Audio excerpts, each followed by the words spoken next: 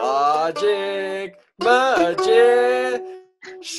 is what this is, isn't it? Really neat. Welcome to Logic Magicians, everyone. My name is Jonathan. This is... And I'm Zach. Yeah.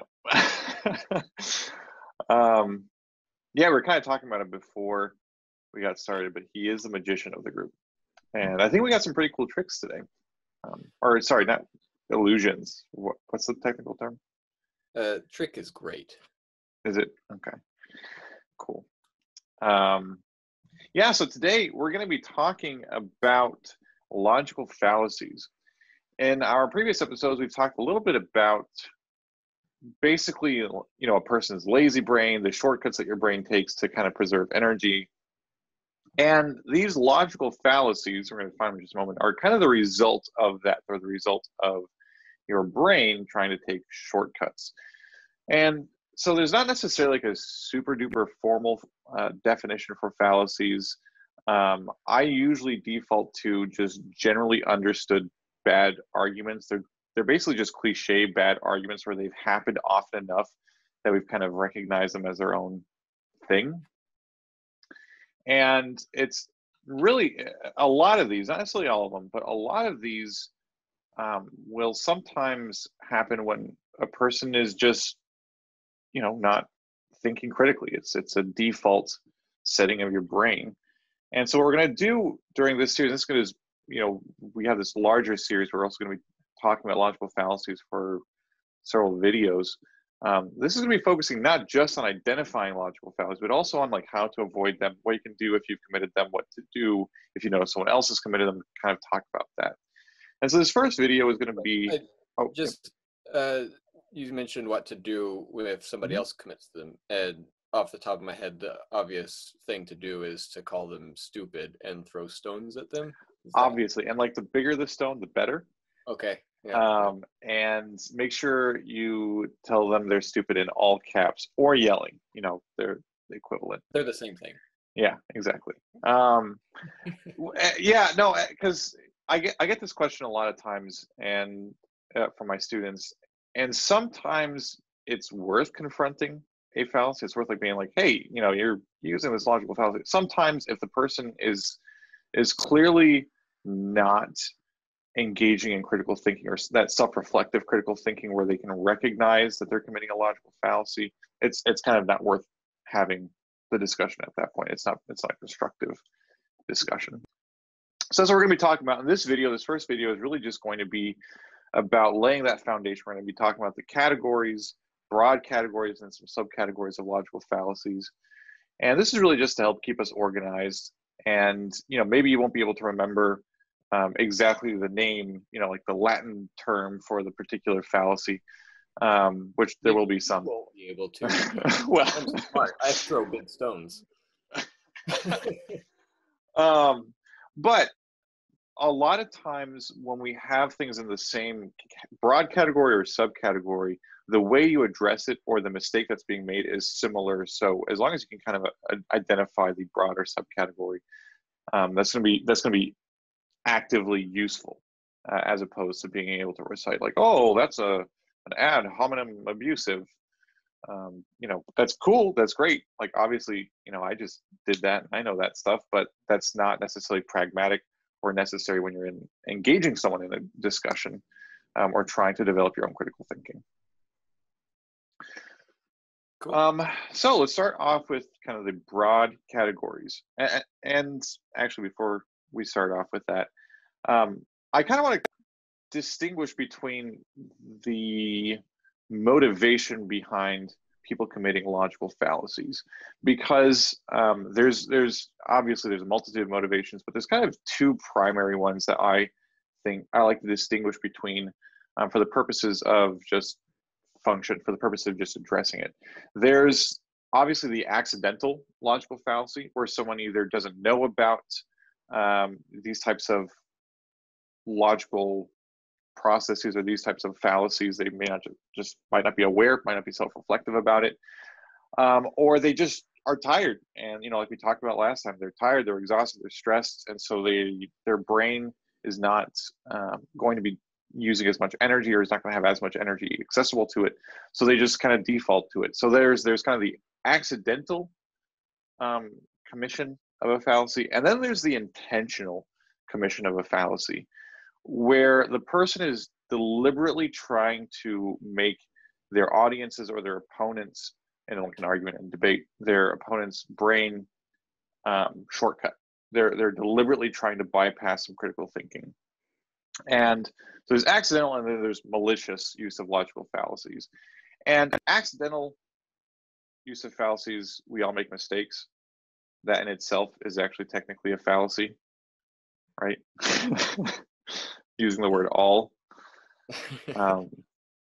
But so that just happens. I tell my students that not only do I accidentally commit fallacies, I sometimes intentionally commit fallacies for like education purposes, to demonstrate some things. And then on the other side, there's that malicious use of a logical fallacy, which is really manipulative. It's trying to bypass critical thinking.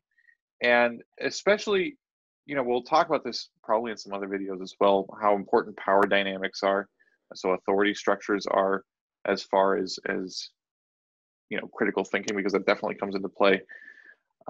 Especially when a person who knows about logic and maybe knows about these shortcuts that a brain tends to take, and they use that to manipulate someone, I find that to be very dishonest. It's very, in my opinion, immoral, because there's a huge balance of power in that particular exchange, and exploiting someone's ignorance. And again, ignorance isn't a bad word. Ignorance means not knowing something. Exploiting someone's lack of knowledge about logic, and that self-reflective element of that is really not giving people a fair chance to come to conclusions about topics. So how you kind of address the two is going to depend, or how you address logical fallacies is going to kind of depend on, is it an accidental one, in which case, obviously be gracious and be like, hey, I think you maybe did something wrong here. And then if it's the malicious one, we'll kind of talk about that as well.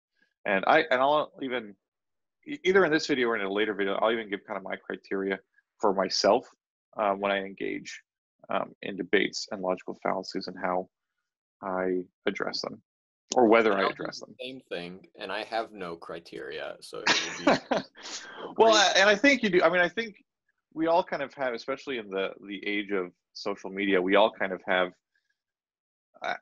whether it's conscious or unconscious, some kind of criteria that we decide, well, I'm going to comment on this person's post, or that's not important enough for it. So those are all kind of things that feed into this discussion about logical fallacies. And again, like I said, we're going to kind of be laying the groundwork for future videos and future discussions on that topic. So let's go ahead and dive in. And magic uses lots of these logical fallacies intentionally. And I wouldn't say it's malicious, though, because it's for entertainment. It's to entertain the person that you're actually manipulating, right? So I guess there's a third category, which is intentional, non-malicious use.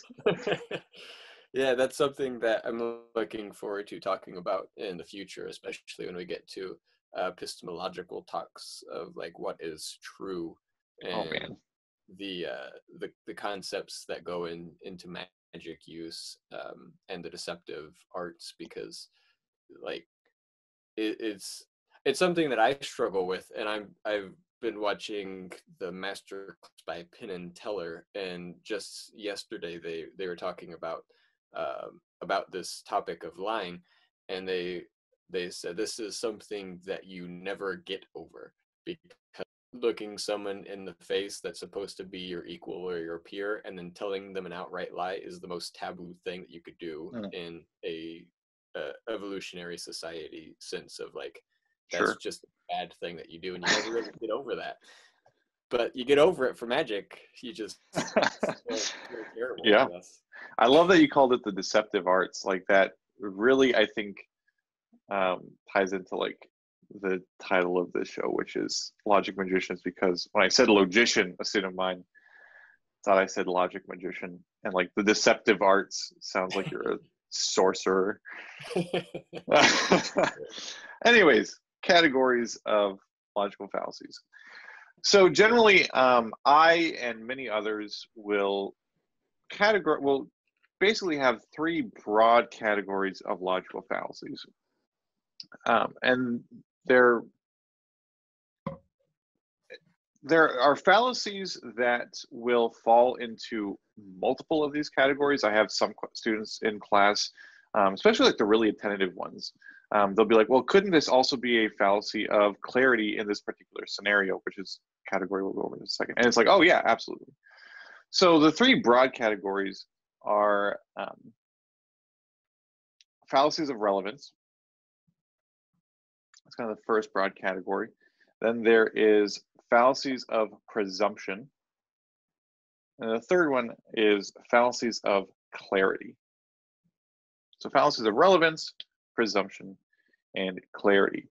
And as you would kind of suspect, the name's fairly self-explanatory for all of them, really. Fallacies of relevance, it's when you're bringing up something that is irrelevant to the core logic of the argument. And we'll talk about this, and this is something I usually address in a later class, where logic isn't everything. If you think back to the times where you've been most convinced by an argument in your life, it's probably not going to be just about the pure reason, the pure critical thinking of it. It's going to have to do with like your emotional state that you were in at the time. It's going to have to do with who the message was coming from. And logic and fallacies of relevance actually are really focused on how none of that matters. Like emotions don't matter. Who the logical argument is coming from doesn't matter, because all that we're focused on is that core of logic. I kind of like tell my students to think of it as kind of a kernel of logic, this core of logic, and nothing besides that little kernel of logic, which is the argument itself, matters. And obviously in practice, that's just not the case. Yeah, right. I don't think you can practically separate that, but I would say that there would be varying degrees of that where you could, change it based on. Exactly. And I think, and I like to apply them a little bit more generously, in the sense of one of the specific ones we'll be talking about is like the character of the person delivering the argument doesn't matter as far as the quality of the argument goes, right? So I try to be, and I don't always succeed, but I try to be open to arguments from anyone, and not be like, oh well, you're this super respected PhD, and I'm only going to listen to your arguments. No, because there are definitely good arguments out there from all venues, and that's also not to say that PhDs are inherently knowledgeable. I've met several who would belie that fact. And so yeah. A lot of fallacy. My grandpappy, he never even finished high school, and he was really smart. Therefore, all people that don't finish high school are really smart. Exactly. Yeah, there's that's a great example of multiple, actually. And that actually brings us to kind of the second broad category, which is fallacies of presumption. And it's basically, how I define it is, you're coming to the argument with these assumptions that you either may be aware of or you may not be aware of. So these are, very, like, for example, the example you just gave, right? That like uneducated people are inherently smarter. Although usually the argument that I see is that less educated people are more pragmatic, right? They're more like street smart, or pragmatic, down to earth. Those types of I see those types of terms brought around a lot, and that's an assumption, right? That's an assumption that you're making that might apply to that person. It might not. Same thing with the PhD, right? Assuming that well-educated, or again, not even just well-educated, but people with specific level of degrees, right? Because you could have a person who has like 5 master's degrees who's technically spent more time learning, and a person who's gone from like undergrad straight to a PhD program, depending on their area of studies, right? That's not the same necessarily. So it's basically about developing, again, that self-awareness that we keep talking about, to recognize when you have assumptions that are kind of skewing your logic, or you're basing an argument on an assumption that you don't actually have justification for. And it happens a lot. It's I'd say one of the more common fallacy categories that I see. Especially, and especially I want to highlight this. This is especially in the non-malicious accidental type. I see this happen pretty frequently. Yeah. The fallacies of relevance, honestly, I see that more often in a malicious sense. Fallacies of presumption more often in an accidental sense. Yeah, how I don't. What would be an example of a malicious presumption? Like, I guess maybe like racist ideas or Yeah, something. yeah, and not only that, but like knowingly. So let's say, um, let's say you're talking to an audience that has particular racial prejudices, right? And you deliberately lay into some of those prejudices and stereotypes to kind of heighten that sense. I would say that's malicious, but at the same time, you do still have those prejudices in the audience. Yeah. Cool. Yeah. And then the third one, and I would say this is one that I guess it's kind of split. Like, I see people who are very good at logic abuse these quite frequently. And I would say people who are not trained in logic, this is probably the one that happens most often on accident. And these are fallacies of clarity. And it's basically when there's some kind of a breakdown in communication. It's when an argument is not understood or an argument is misunderstood. And there can be various, I guess, consequences to that.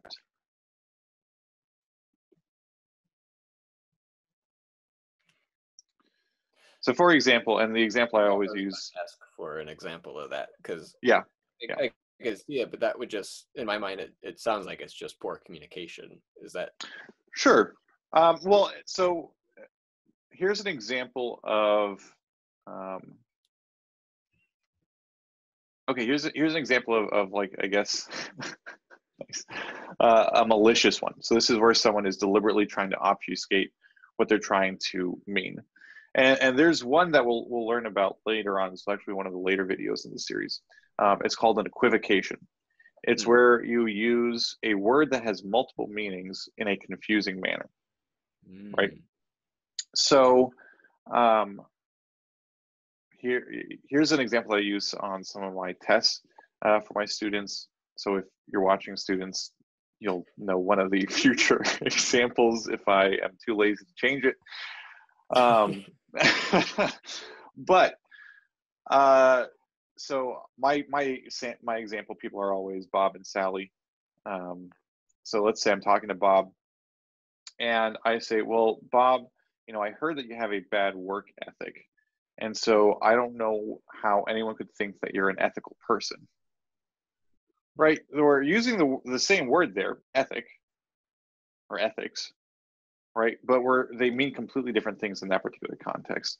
Right. I'd say one of the most common examples of this, and I think it really demonstrates the problem with fallacies of clarity quite clearly, is something that is a national discussion here in the US, which is gun control. Like, the term gun control, I think, is one of the most often equivocated terms in the public forum right now. Let's say when Sally says, or when Sally hears the word gun control, all she understands that to mean is simply enforcing the current already established background check laws. So not even adding new ones, just making sure that gun stores are actually doing the background checks. Right. Okay. And that's the one, when Sally hears gun control, that's what she hears. And she's like, yeah, I'm in favor of gun control.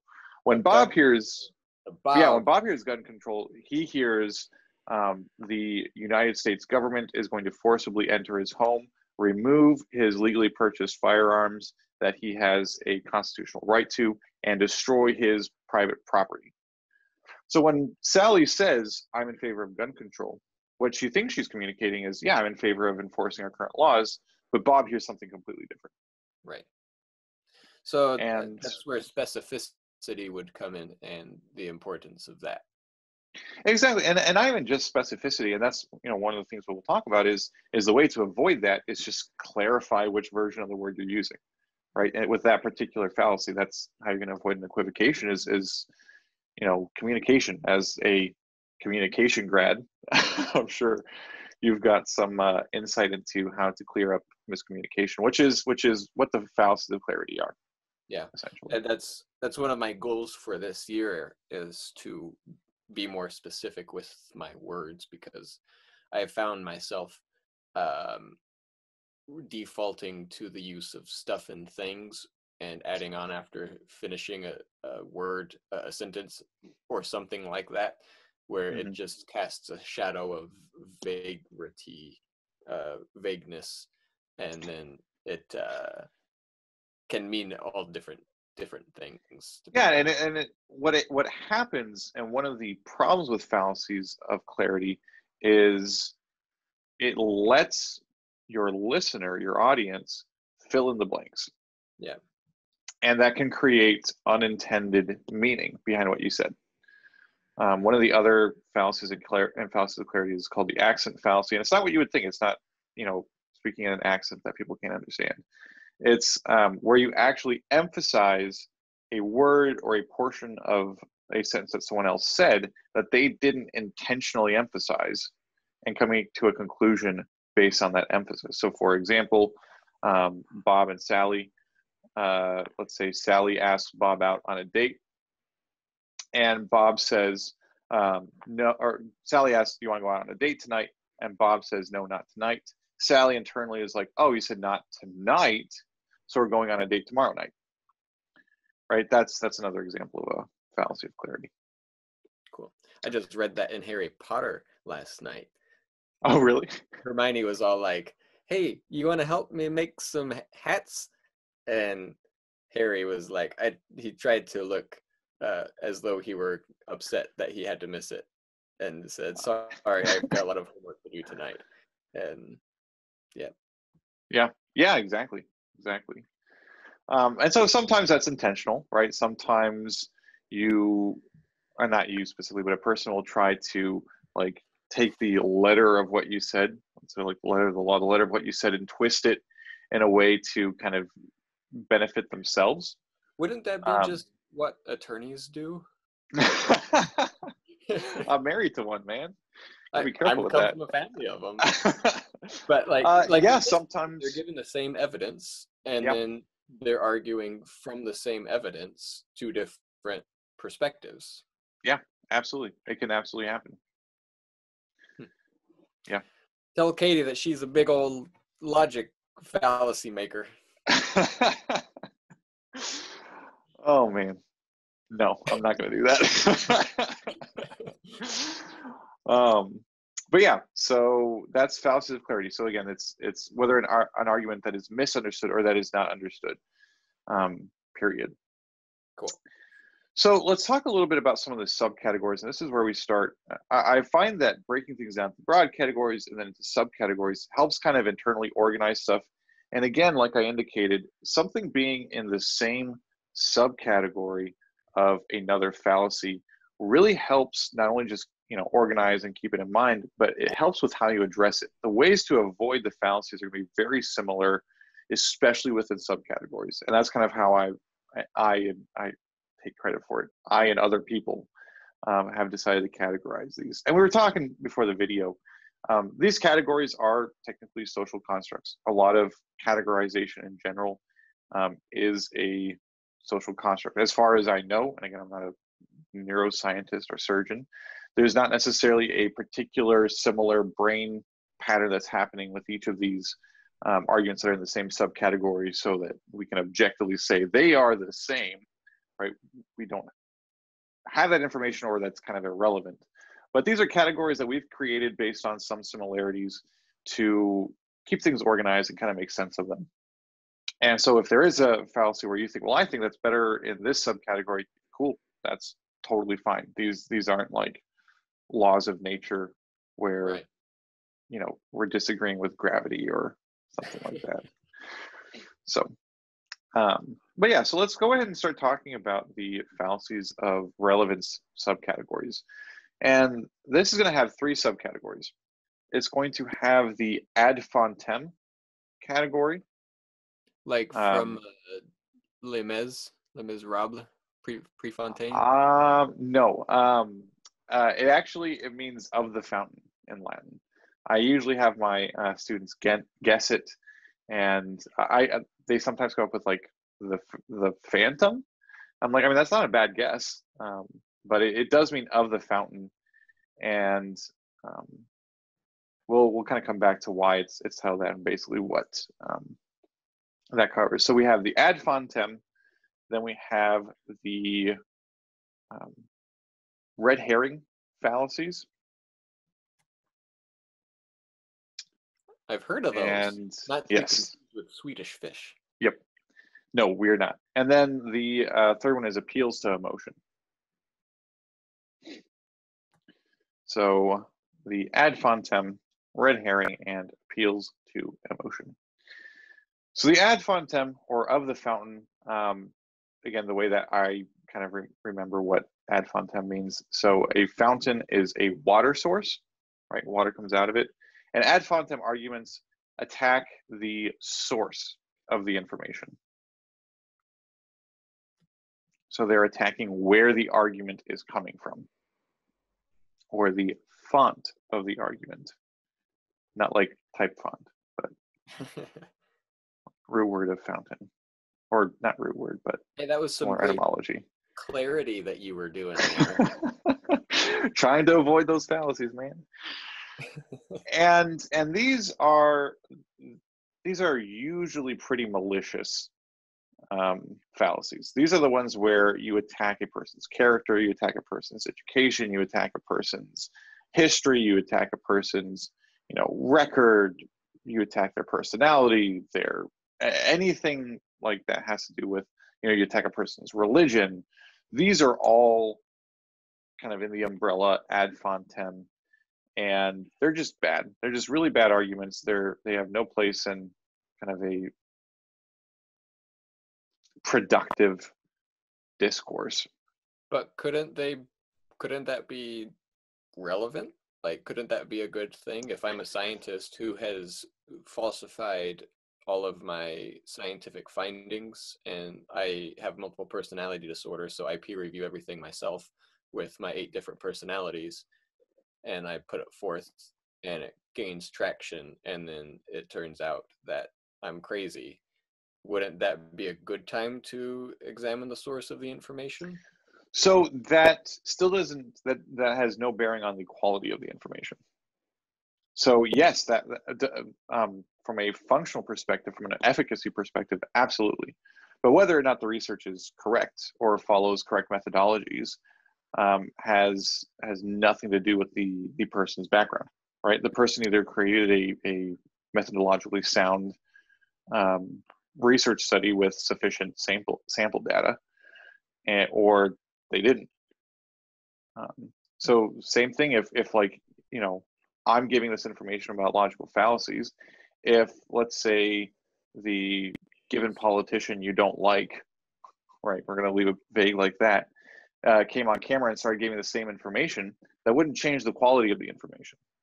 That wouldn't change the information itself. It has no bearing on the information. Now, whether or not you receive that information, it obviously has a bearing on that. But with fallacies of relevance, we're really just focusing on that core of logic, that the argument itself. I forgot about that part. That's okay. Yeah. But generally speaking, it's not productive because people will often use it to distract from the argument.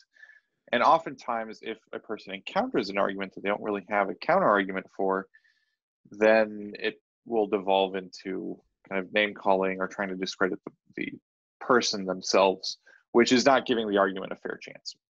Okay. Next up are red herring fallacies. And red herrings are very much, I think it's the best name out of any of the subcategories. I love it. It comes from a writing trope in mystery novels, where the author is trying to distract from who the actual murderer is. So they'll give some information that distracts kind of from the main plot or from the main suspect. And that's what red herrings do. Red herrings are distractions. They distract from the main point of the argument. So I'm trying to think of an example. Let's say you and I got into a discussion, and let's say we're talking about magic, right? And you were talking about the benefits of a particular palming technique over another. Okay, so this is called the classic palm, and it's great to keep your fingers free. This is called the finger palm, and it's nice, but you can't spread your fingers, otherwise you can see it. Yep.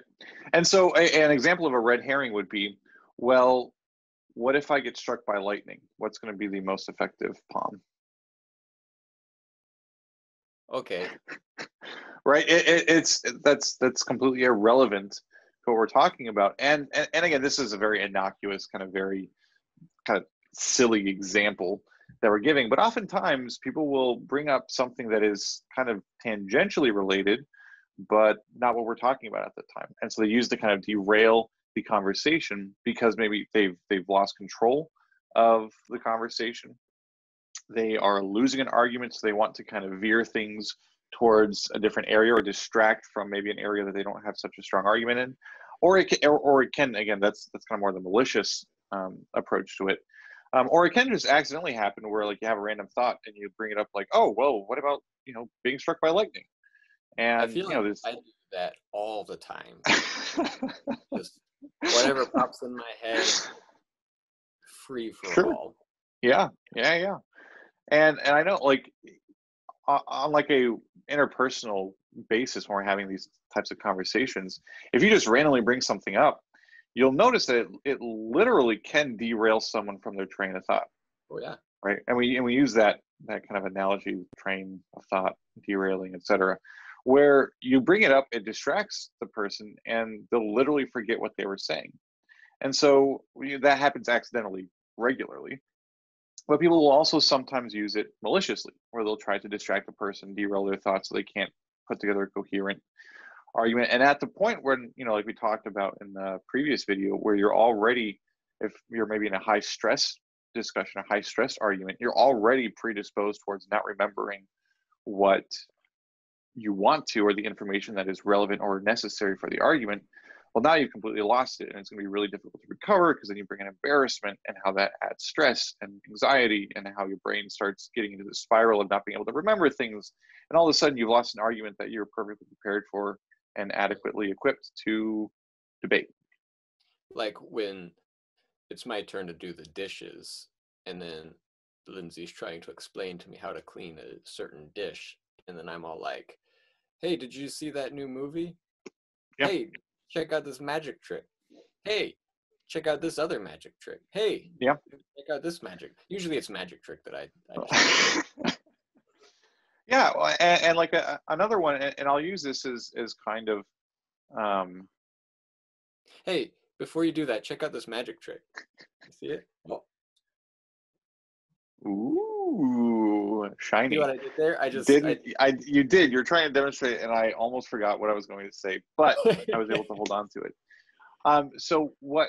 And again, I try to not get specific with political things, because critical thinking is not like exclusive to a particular political ideology, right? We should all be critical thinkers. So I try to not isolate any viewers based on politics, even though if you were discouraged from watching this because of a particular political bent, that would be an Adfonten fallacy. But anyways, so what happens a lot, and what I see often in the public square is what's called whataboutism, right? Where a political leader will make a mistake, will do something wrong, and instead of owning up to that mistake, or instead of acknowledging, yes, I did something wrong, they'll say, well, this other politician, or well, this other person did this.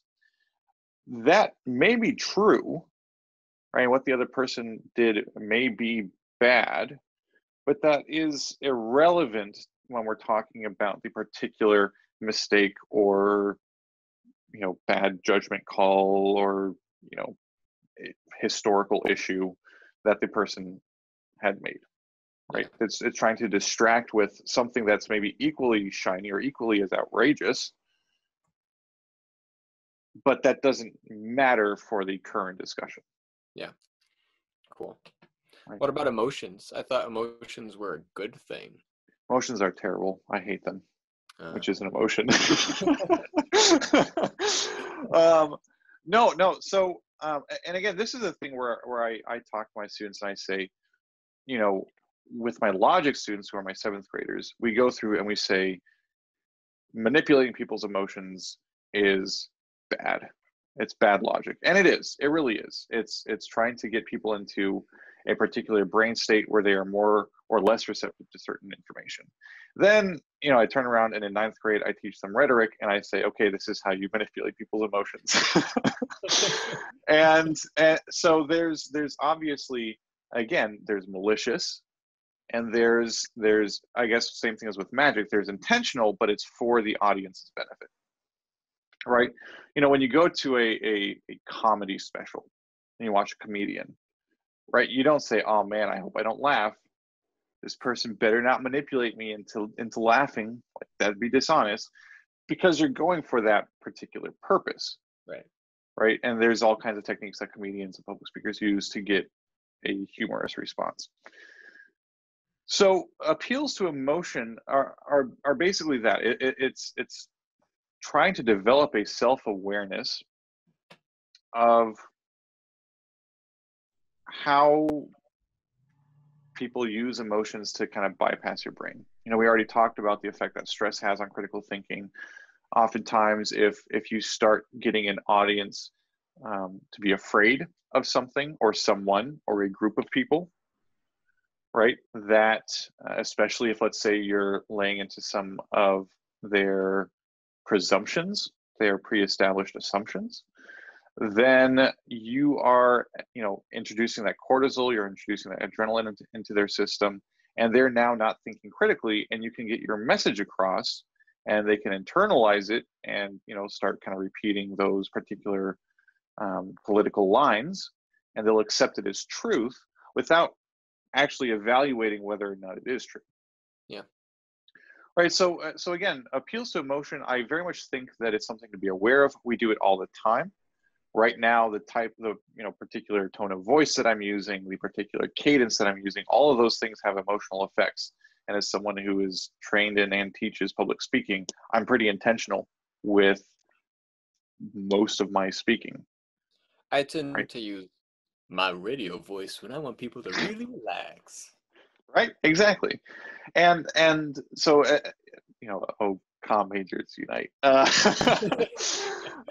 But especially people who studied this and who work with this, we have an understanding of how to get various effects from people. And so I try to help my students and help people just kind of recognize the various ways that people try and manipulate their emotions.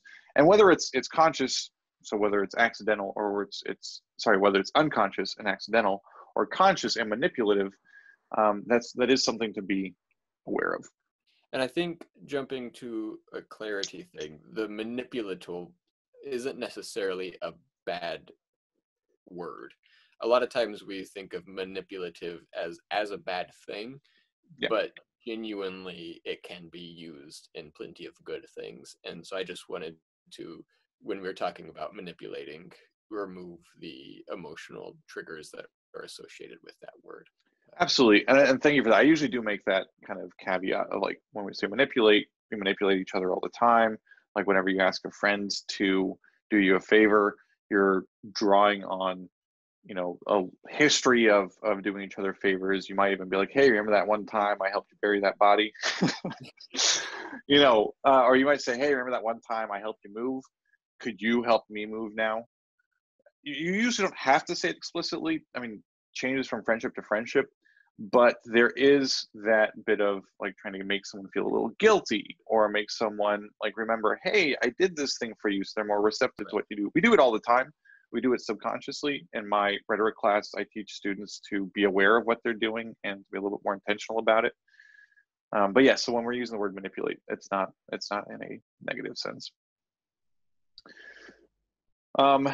Yeah, and I would say out of those three, magic mostly uses red herrings. Oh yeah. Right?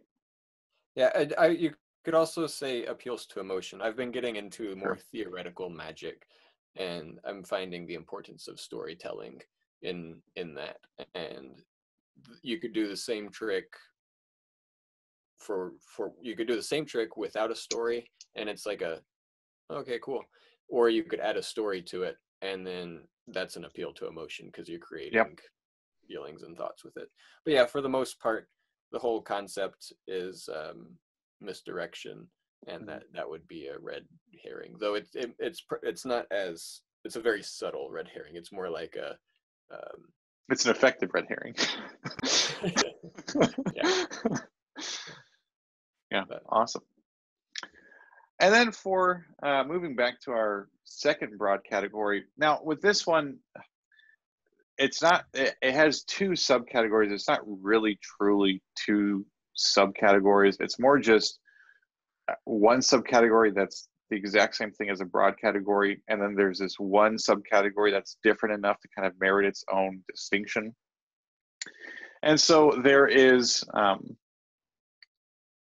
there is fallacies of presupposition, which has the exact same definition as fallacies of presumption. It has to do with assumptions, and it's more of an umbrella term. But then what does deserve its own kind of subcategory, and the reason I do make a distinction between that and larger fallacy of presupposition or presumption, right, is fallacies of induction. Like the cooking, and like induction cooking. Yes. Yeah, I'm not like super familiar with the technique, but I do know that's a cooking term. Yes. My previous response probably indicated a lot more familiarity with that particular topic than I have. What do you mean? Yeah. So induction, it kind of goes back to our first video in inductive logic. It has, so fallacies of induction are some manner of data manipulation. So whether you are, misrepresenting statistics, whether you are making a generalization with insufficient data, there's something sketchy going on with data.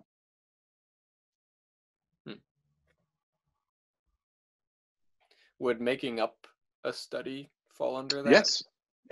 Yep. It'd be probably some type of fake precision, which is a specific fallacy of induction, which is, so human brains think that precise things are more true. So if, for example, I would have started that out where like 95.32% of people believe that fake precision isn't a real fallacy, right? You're going to kind of default to, oh, well, it's a precise number. Yeah. So that person probably did some research into it. And so they probably know what they're talking about. And you're making the assumption that precision equals accuracy, which it doesn't.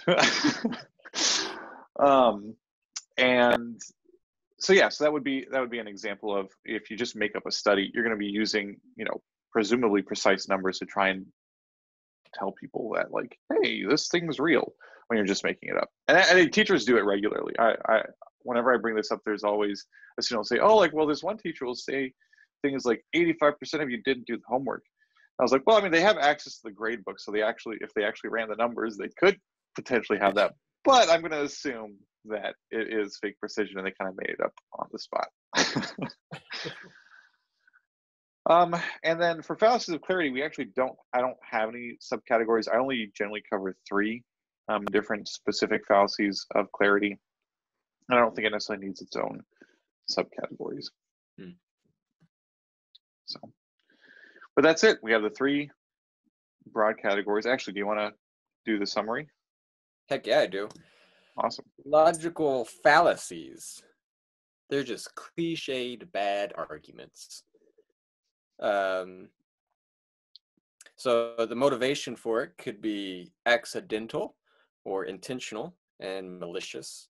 So the intentional would be purposefully trying to short circuit the listener's brains. They fall under three broad categories: relevance, presumption, and clarity. Relevance bringing something that's irrelevant to the kernel, the specific argument, sans anything else, just the argument regardless of anything else. And then presumption is coming with the assumptions, aware or not aware, just the ideas that you had beforehand. And clarity, which is the most abused, and it's the accidental breakdown of communication, where it's not understood or it's misunderstood. And the most common usage is using a vague word that has multiple meanings without clarifying which meaning it is. And within the relevance, you have the Adfonten, Adfonten, at the source of the fountain, water source, attacking the source of the information. And while it could go towards the efficacy of it, because it's separate from the actual core argument, it doesn't change the efficacy or the quality of the information, regardless of who's saying it. Red herrings. What's that? That was an example of a red herring. It distracts from the main point of the argument. And whataboutism is a very common instance of that. And then lastly, appeal to emotion. And the best way is just to develop awareness of the emotions that are drawing up and that the people are trying to elicit.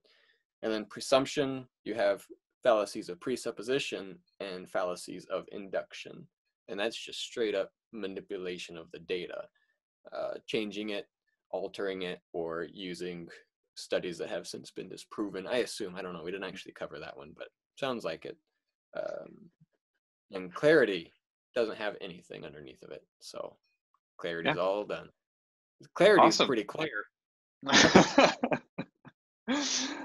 Fantastic. Yeah, and so that is pretty much an overview of the broad categories and subcategories. The next few videos are going to be diving into the specific broad categories. We might split up fallacies of relevance into multiple videos because that has the most fallacies in it, that actually, out of the 28 or so that we're going to cover, that has, I think, like 15 of them. So yeah, and then we'll have videos for the other ones. Cool. Yeah. Should I play us out then? Yeah, let's go ahead and, yeah, if you want to play us out.